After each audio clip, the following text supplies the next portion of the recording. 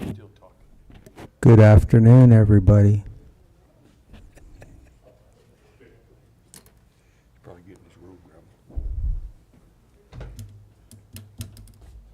Stay up.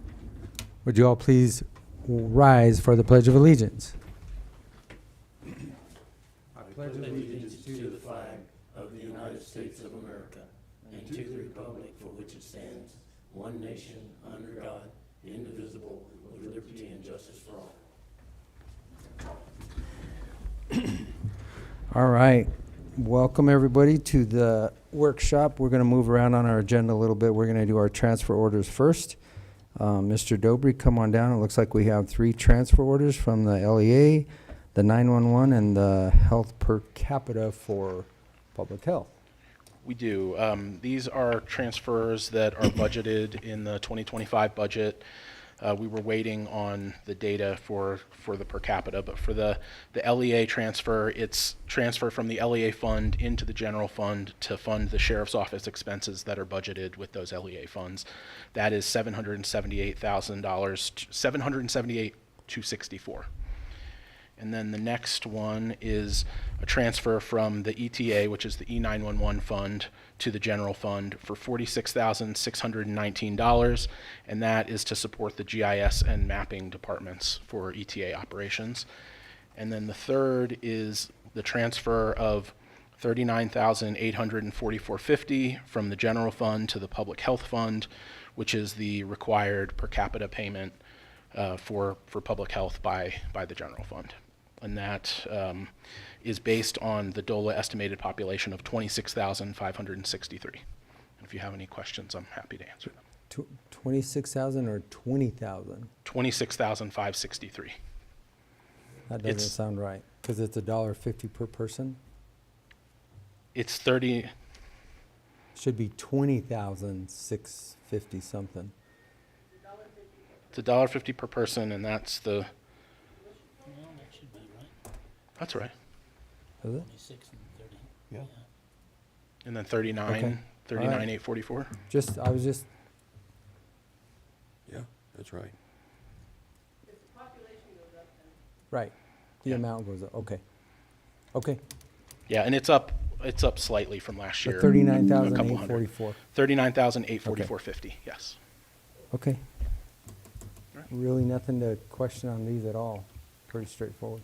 Thank you. All right. Thanks, Rob. The only thing that I do want to identify to everybody is that the LAA is only paid by the unincorporated part of the county. The municipalities do not pay any part of that. So there's a very distinct separation between the two. Okay. We're going to do the resolution for the Lewis Arriola Fire Protection District. Stephen, do you want to take that real quickly? Sure, Commissioners. You may recall fairly recently, we had a discussion on an item on the agenda for discussion relating to vacancies that exist on the board of the Lewis Arriola Fire Protection District. Essentially, we need a resolution to appoint these, the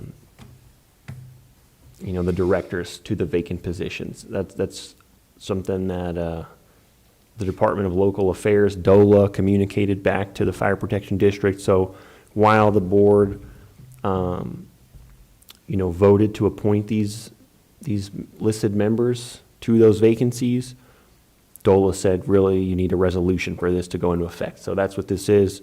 It's basically just saying what I just reiterated here, that this was the board's intent. The board already voted on this. This is really just memorializing that vote. Okay. Very good. Any questions? No. Pretty straightforward. Thank you, Stephen. Okay, ladies, come on down. It looks like we have a few regulatory changes for Regulation 41, correct, or 43? 41. Right, it's Reg 43. 43. So the state came out with the new regulations for OWTS, on-site wastewater treatment systems. So far, our Reg 43 that we have, not a lot is going to change with the new regulations that the state has. And I outlined in the Appendix A some of the items that we'll probably want to discuss and see what we want to adopt. So the state allows you to opt in or opt out of certain things in the regulations, and Appendix A has that. So the first item on Appendix A is under licensing. So far, we don't license any OWTS practitioners, and they're now adding a new section for transfer of title. We also don't do transfer of title. I don't think we need to. What I do is when a property sells, I tell either the realtor or the landowner that it's not required, but I do recommend that they get their systems inspected and pumped. And so I think that's good enough. And so because we don't do transfer of title, I don't think we need to, so we can opt out of the transfer of title is my recommendation. We already opted out of the transfer of title, didn't? So this isn't the new section is if you do transfer of title, Okay. then you'll want them licensed, but we don't. We don't. So we don't have an issue there, so we won't opt in on that. We'll just continue to go no licensing. The other one is a new section where the Board of Health allows that local public health department to permit property line reductions lesser than 10 feet. This is a completely new one. I developed a pros and cons, which is also included in your package. I think the cons far outweigh the pros, and here's why. So the disadvantages of allowing for a less than 10 feet reduction for a setback is the reduced setbacks may increase the risk of wastewater encroaching on adjacent properties. And I'd say that's a huge concern. There's potential for disputes or legal claims from neighbors if failures occur because of the reduced setbacks. And then lastly, I'll say it increased the need for oversight. It requires stronger documentation and justification to ensure safety. Just because, I mean, a setback of 10 feet, lesser than 10 feet is not a whole lot. So my recommendation is to prohibit LPHA determination, and then they would need to come to you, the Board of Health, or the Board of Health, to get to have that be allowed. Does that make sense? Mm-hmm. I don't think it should be an agency if someone does want to file. So here's my question, and obviously I put a lot of these in. Nobody out there has their pins located typically? So how are you going to know if you're within 10 feet anyway unless they have it surveyed and give you an absolute? Well, we do final inspections, so the Pin in the engineer does go out, does a site visit, does a soil testing, and then that's where they determine the placement. And they know where to determine where the setbacks, need to be. Now, if there's an event that the setback needs to be lesser than, then that needs to come while they're in the design phase, Yep. not the installation phase.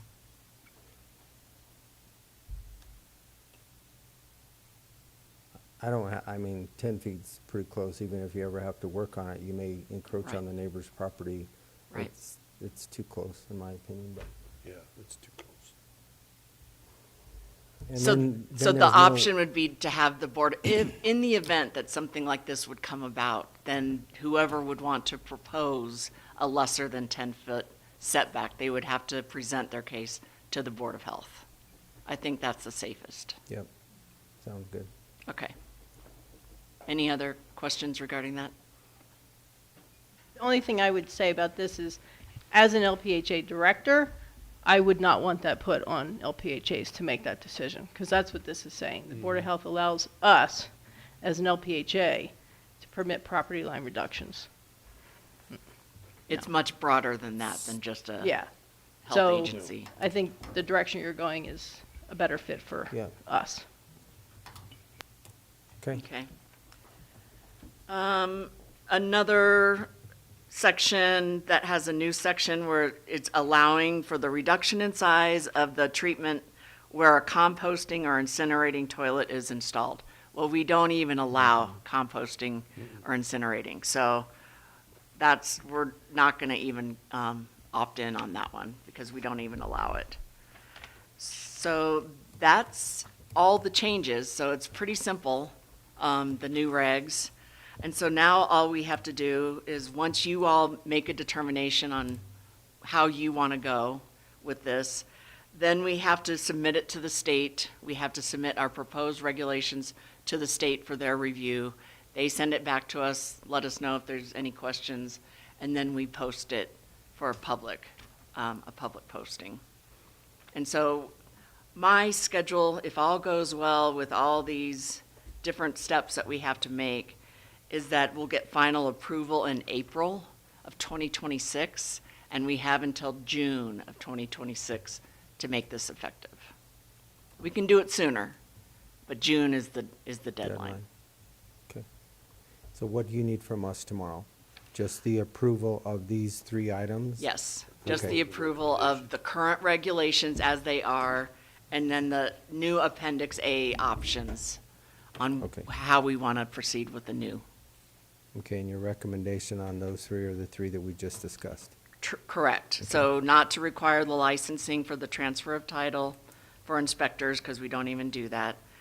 Having the Board of Health being the determining body for possible less than 10 feet setback reductions. And then lastly, the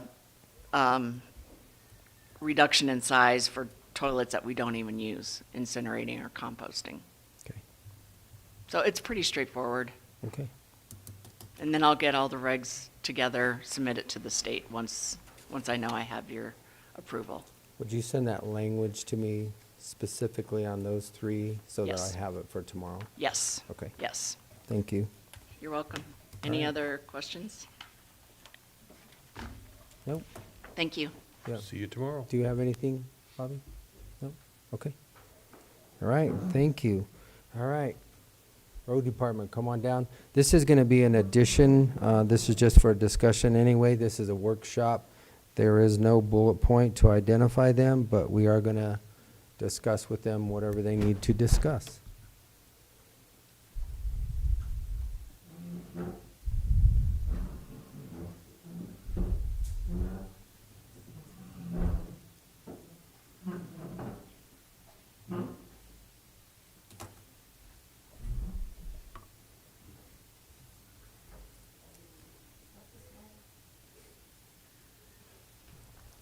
So do you want to hear what the districts have been doing first, or do you want to hear what I have to say first? Give us what Okay. they've been doing. Well, after we got done sweeping everything, now we went back to blading roads. Right now, we're blading in Dolores District. Cortez Crew's blading in Cortez. We've had some washouts up on Pleasant View out in BB and 10. We've been working on that in the last week. And graveling just a little roads here and there. That's about all we're doing. Same thing here. We're gonna continue blading until we get most of the roads caught up before winter here. We've got a couple culverts that we're just cleaning and everything that's kind of plugged up with mud, so just general maintenance at the time right now. Okay, good. When's the striping going to take place, or has it? That's what I was going to tell you. Oh, That's going to be October 18th is when that's scheduled okay. for. So, and Stripes a Lot is going to do that. No, Branson. Branson, sorry. So, yes, and then I have the numbers for you of how much it cost us per mile to do the 1-layer chip seal this year. Mm-hmm. It cost us $29,657.98 per mile to do the single layer. What's a tanker of oil cost us nowadays? 32. 27,000. Wow. Yeah. Is that 8,000, 6,000, Gallons? 54 54? average.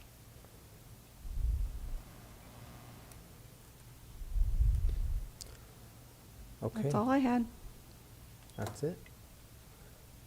Dang. You have any questions for us? I do have one question, and this goes way back. So, well, not way back, but probably 6, 8 months ago, there was a guy on Lebanon Road that was super adamant about having stop signs at Mhm. P. P.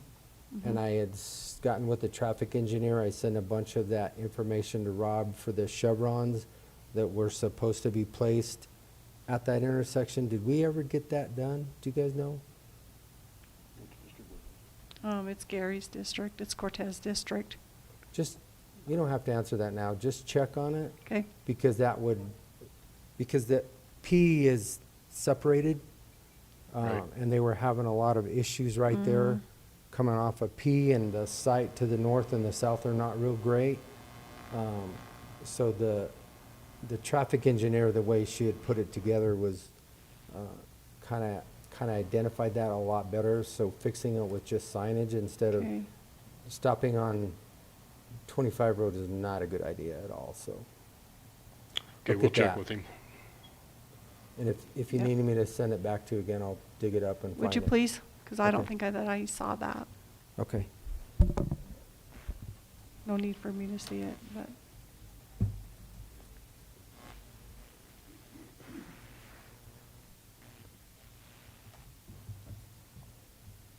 And that's all I had. I don't have, Question? I don't have anything. Okay. Appreciate it. Do you guys need anything from us? Okay. All right. We're Thank good. you. Thank you, guys. Appreciate it. Thanks, guys.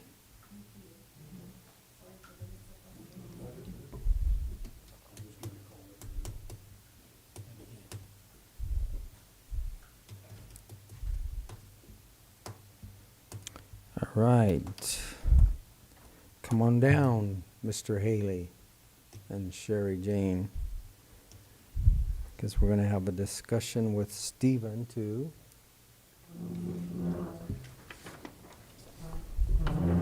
Good afternoon. Good afternoon. You want to start, or you want Stephen to start?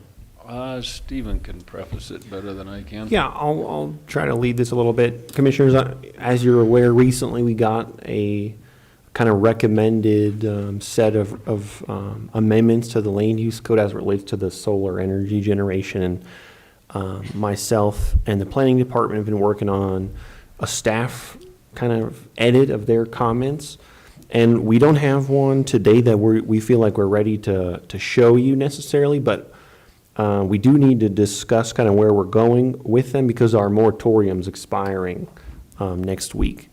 And so what we've been working on is really trying to take those comments from P and Z and kind of maybe mesh them a little bit with our current structure, I would just say, of the land use code, where really we're trying to tie it back to our permit process, because our general, the general way our land use code works is we've got the different zoning, designations, and then we've got our high impact and special use permits. So we think it makes the most sense to kind of use those tools to govern review and approval of the solar generation, just like we do, any other kind of development in the county.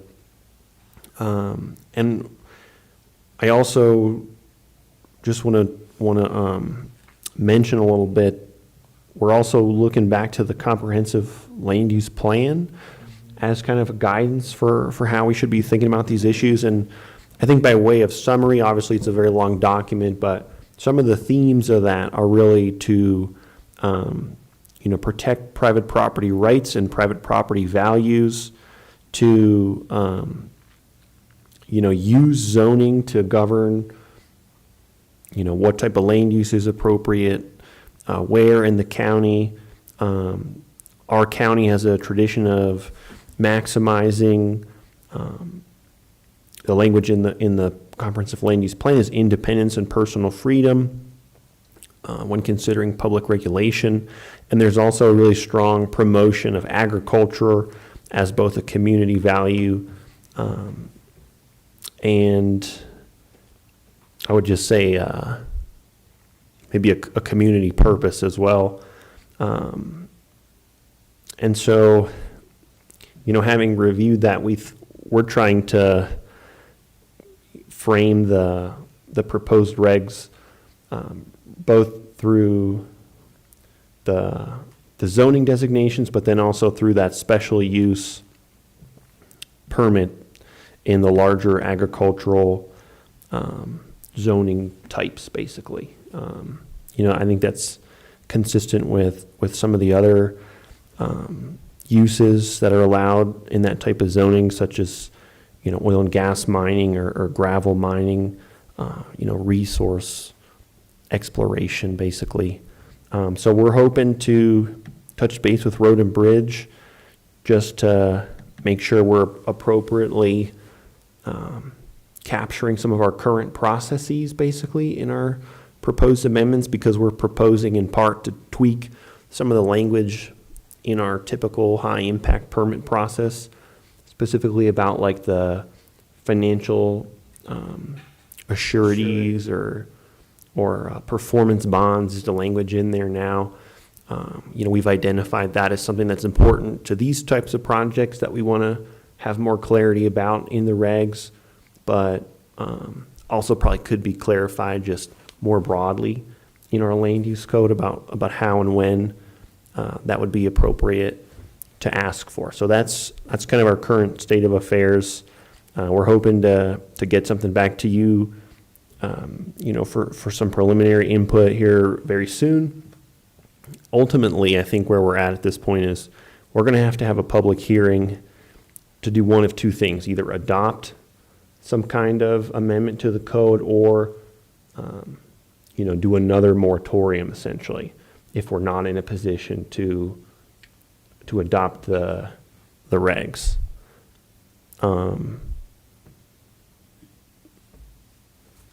So you're not going to be ready by next week to adopt anything. So basically, the only thing in front of us is going to be tomorrow is to extend it for 3 months or 6 months.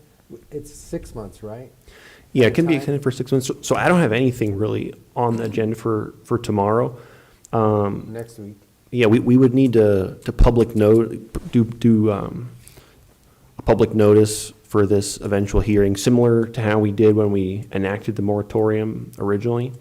And I think it's 21 days, but I'd have to double check. So where we're postured today is the moratorium is going to expire.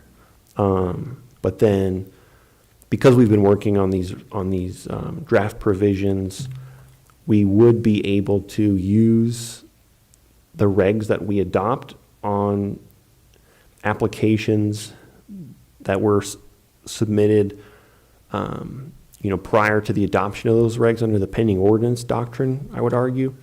So we're in a place where if we're close, if it needs a little tweaking, I think that's fine. However, if we feel like we're not ready to adopt the regs, then it might make more sense to adopt another moratorium. Okay. But based on the comments from the commissioners so far, I think we've got a pretty reasonable plan. And like I said, we've been working on it. We just need to tie up a couple of loose ends, and I think we could get something to the board hopefully by the end of this week. Even we just need to talk to some of the other departments, really. Okay. So we won't deal with anything until next week, one way or another. Okay. Anything else to add, Don? Or sure? No, I guess we just need to have guidance on what the preference would be for the public hearing to do one of the two options that Stephen described. I think we could even maybe just notice it as both, right? Like that we're having a public hearing on which of these things we should do. And I can work with you on the language for that. Okay. That way we Yeah, keep our options open. I mean, it's part of the same issue from my perspective. That way we're meeting our notice requirements, and then we can just take it on wherever we're at that point. Okay. Yeah, that sounds like a good option. That way we have both directions, either direction we need to go, or you guys want to go. Question? Okay. All right. Pretty straightforward Yeah. also. We're trying not to get too prescriptive just in this one section because the land use code's not prescriptive in any other section, Right. so. And Stephen's done a bunch of that to keep it within the same model, the same Parameters, yeah. provisions. Not like it's just plugged in there and all of a sudden it's 10 pages of you gotta do this where nothing else is that way in the code of the plan. Yeah, I think that's accurate. Like Yeah. Like And Don we're- said, We're gonna be nuclear power, no idea what setbacks would be, we're not gonna even try and get there. A lot of those other- are gonna be mandated by the state too. Right, it's all And, state and federal, and we're Yeah. gonna fall in line with what they State do. and federal guidelines, which we have Yeah. to do. Right, Okay. because that's a whole nother ballgame, and it's gonna be changing dramatically as that technology comes around quick. We can't outguess it, because we don't know it. Which I don't know if I told you, but the battery storage that's in there too, I think I did tell you about the, Right. it's vanadium? Is that, been that right? Right. And the salt water that they're using for the battery storage and those, it's pretty incredible what they're doing right now that they're testing at that marine base out there. So it's changing so fast that whatever we do decide, I think it's gonna be antiquated in 6 months. Right, and So- all that's oversight by the state, so. So, yeah, if we stay within the state and federal guidelines, I think that's about all we're gonna have to say. And I think that's part of what Don was saying too, just a second ago is, we're making these regulations, we're trying not to be overly prescriptive and say this is a certain way it has to be done because technology is changing on these issues.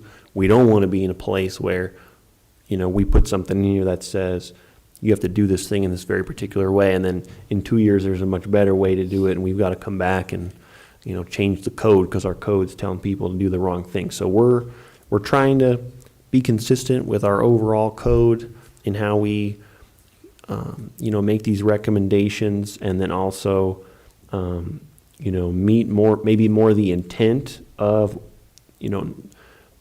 promoting things that are in the public interest and don't have significant adverse impacts, but aren't so prescriptive that they're infringing on those private property rights. Right. Okay. Very good. All right, Anything else? not from All us. Well, that is all we have on our agenda today, so we are at the end of our meeting. Thank you all for coming. Thank you. Yep.